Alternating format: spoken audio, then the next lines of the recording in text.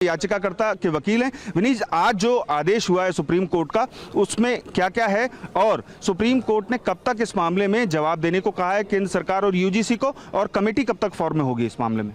देखिए, ये अभी जो पहले के जो रूल्स थे 2012 के जो रूल हैं वो 2012 रूल को ही अब इम्प्लीमेंट कर दिया गया है, और जो नए रूल थे 2026 वाले उनको स्टे कर दिया गया है। और अब जो है, अब जो कमेटी की बात, जो फॉर्म करने की बात है, अब 19 मार्च की डेट रखी गई है। और उसमें ये सजेशन सर्वोच्च न्यायालय के मुख्य न्यायाधीश की तरफ से आया है कि कमेटी बनाई जाए जिसमें लीगल एक्सपर्ट्स भी हों, अकेडमिक भी हों, और इन जो रूल्स के अंदर जो हम लगातार बात कर रहे थे 3C को लेकर, जो जातिगत भेदभाव को दर्शाता है, वहाँ पर सिर्फ जनरल कास्ट को छोड़ के बाकी सबको इंक्लूड कर दिया गया था।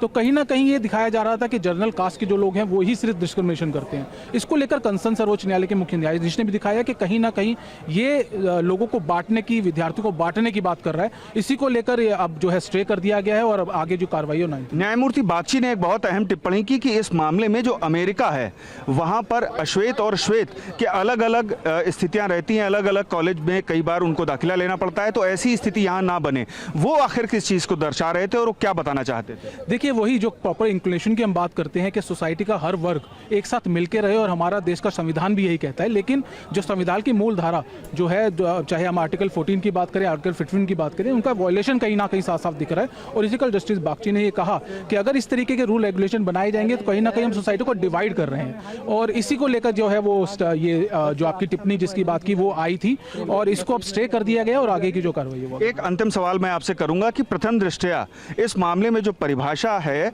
उसकी भाषा ही ठीक नहीं है, ये भी सुप्रीम कोर्ट की ओर से टिप्पणी की गई, सीजीआई ने ये कहा। आखिर ये इसके पीछे क्या निहितार्थ है? देखिए, जो हम लोग इक्विटी कमेटी की जो बात थी, या जो रूल रेगुलेशंस को फ्रेम करने का जो इंटेंट है, वो कहीं ना कहीं दिखाई दे रहा है कि कुछ पर्टिकुलर कास्ट को ही वहाँ पे जो सिक्योरिटी प्रदान की गई है। यहाँ पे बात ये भी आई कि अगर कोई जनरल कास्ट को कोई जातीय सूचक शब्द कहता है, क्या उनके लिए कोई वे आउट है? यहाँ पे कोई कंप्लेन का प्लेटफॉर्म बनाया गया है, या कंप्लेन किस तरह से डेल्ट की जाएगी, या क्या एक्शन होगा, इसको लेकर कोई बात की गई?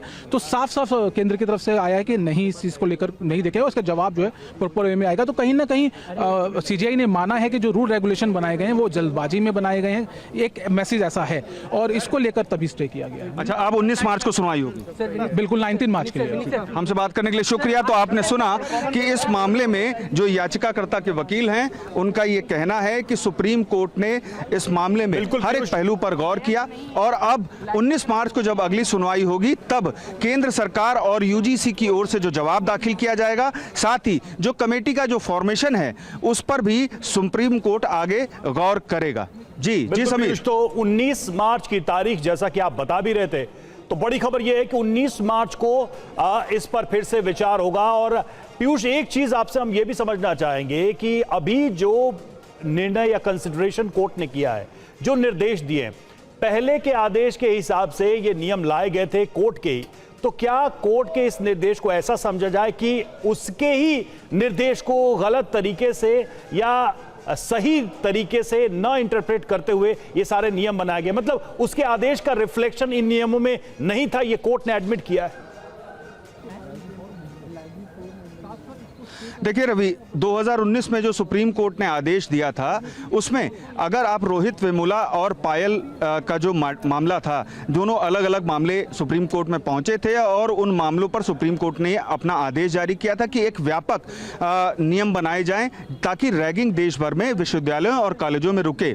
लेकिन उसमें सुप्रीम कोर्ट ने कहीं ये नहीं कहा था कि सामान्य वर्ग के छात्रों के साथ में भेदभाव किया जाए। और चूंकि यूजीसी के जो नियम लाए गए नए, उसमें स्थिति स्पष्ट होती है, उसमें SC ST OBC को रखा गया, लेकिन जो उपचार था सामान्य वर्ग के लिए वो कहीं नहीं रखा गया। क्योंकि अगर किसी सामान्य वर्ग के छात्र के साथ अगर कोई सीनियर रैगिंग करता है तो ऐसी स्थिति में क्या जो मौजूदा कानून है उसके तहत कार्रवाई होगी, और या फिर जो विश्वविद्यालय अपने नए नियम लाया है उसके तहत कार्रवाई होगी? ये बिल्कुल स्पष्टता नहीं थी, क्योंकि उनको इसलिए सवाल भी था कि 15 दिनों की डेडलाइंस लगाना, या यूजीसी के ग्रांट्स को रोक देना, सब्जेक्ट्स की मान्यता खत्म कर देना, और उसके बाद कैंपस में पुलिस को इंक्लूड करना इस पूरे प्रोसीजर में, क्या ये सारी बातें कोर्ट के 2019 के आदेश के अनुरूप ही थी? कोर्ट के इस निर्देश को, अब के ताज़ा जो फैसले हैं या जो गाइडलाइंस दी गई हैं या जो इंस्ट्रक्शन दी गई, उसको कैसे देखा जाए इस कॉन्टेक्स्ट में, इस संदर्भ में, ये जो बाकी नियम बनाए गए थे उसके संदर्भ में?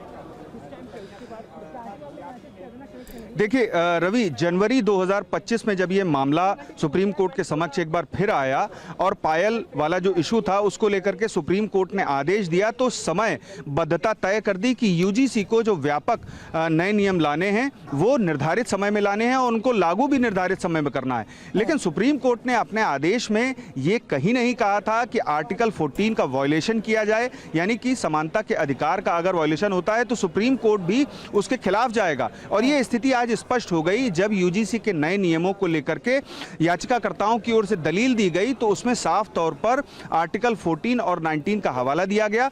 और इसके मद्देनजर सुप्रीम कोर्ट ने भी ये कहा कि प्रथम दृष्टया हमें जो प्रावधान हैं उनकी भाषा उचित नहीं लगती है और ऐसे में हम विचार करेंगे। और यही वजह है कि सुप्रीम कोर्ट ने पहली ही तारीख में आज रोक लगाने का आदेश जारी किया यूजीसी के नए नियमों पर। और अब जो 19 मार्च को अगली सुनवाई होगी उसमें यह देखना होगा कि केंद्र सरकार की ओर से क्या जवाब दाखिल किया जाता है, क्योंकि सुप्रीम कोर्ट ने अपने 2019 के और जनवरी 2025 के जो आदेश दिए थे उसमें ये स्थिति स्पष्ट थी कि रैगिंग पर रोक लगाई जाए। ठीक है।